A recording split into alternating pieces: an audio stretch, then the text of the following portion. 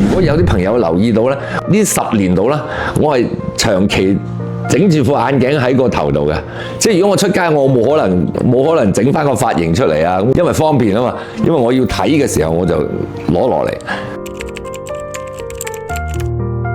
Hello， 大家好，我係中國香港演員彭浩鋒。咁我自己嘅代表作呢，有戰毒啦，有解決師啦。如果國內嘅話呢，就有衛子夫同埋最近嘅師承山海。其實咧嗱，之前老花咧唔單止影響我做嘢嗰方面啦，因為我成日要睇劇本啦，咁我可能喺現場嘅時候，突然間可能會唔記得咗對白，咁我就要攞本劇本出嚟，我仲要揾埋個老花眼鏡，即係話我袋要隨身擺喺附近。如果我冇咗個袋，有人對本劇本埋嚟，我都未必睇到。咁呢個就影響咗我工作啦。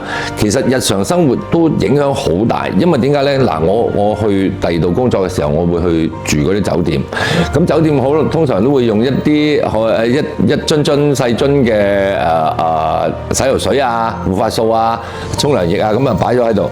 咁我就入到去沖涼嘅時候，你唔會戴住副老花眼鏡去沖涼噶嘛。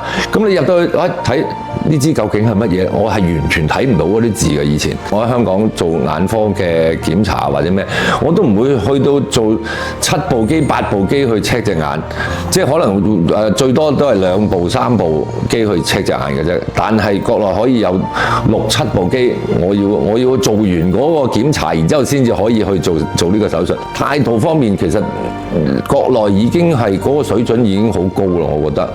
因為嗱，譬如我做緊手術嘅時候，醫生啊都會你以前嗰啲戲我有睇過啊，即係佢會諗啲話題去同你講，令到你放鬆。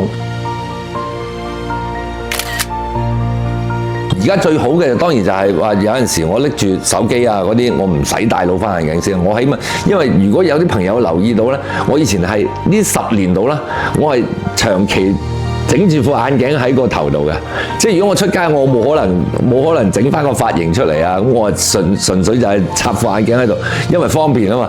因為我要睇嘅時候，我就攞落嚟。最尷尬嘅係咩呢？就係有人如果譬如遞張卡片俾你，你係連佢個名都睇唔到啊！咁呢個係最尷尬嘅，即係你都唔知點稱呼人。咁但係而家呢 OK 嘅，我係完全睇得翻晒卡片上面嘅字嘅。